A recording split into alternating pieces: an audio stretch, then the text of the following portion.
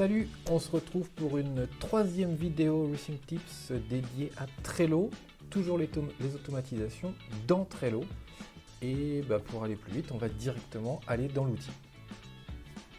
Alors, on se retrouve dans Trello, vous commencez à connaître le bouton automatisation pour faire apparaître mon menu. Et ce qui m'intéresse aujourd'hui, que j'ai envie de partager avec vous, sont les boutons. On a déjà vu ensemble le bouton de board, donc qui influence tout le tableau. On va maintenant voir les boutons de carte. Je rentre dedans et sur la gauche, je vais retrouver bouton de carte comme étant une catégorie bien à part.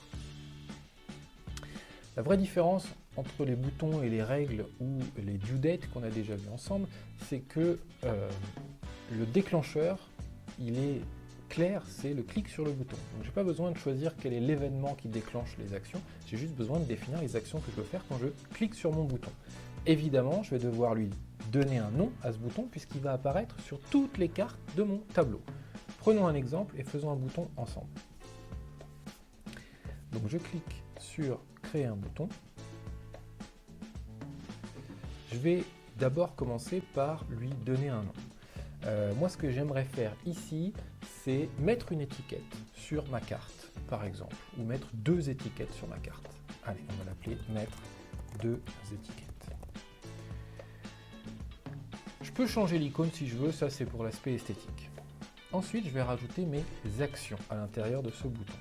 Donc vous commencez à connaître un petit peu les différents boutons ici. En fait, on peut à peu près tout faire, y compris avec des actions qui seraient connectées à Trello. Des systèmes qui seraient connectés à Trello. Moi, j'ai dit je veux rajouter des étiquettes. Donc, je vais aller chercher le ajouter et je vais ajouter, allez, administratif à cette carte. Je clique sur plus une première fois pour que cette action soit sauvée et je vais rajouter également commercial sur cette carte. Hop, je clique également sur plus. Vous voyez ici dans la partie haute de l'écran mes actions qui sont venues s'inscrire.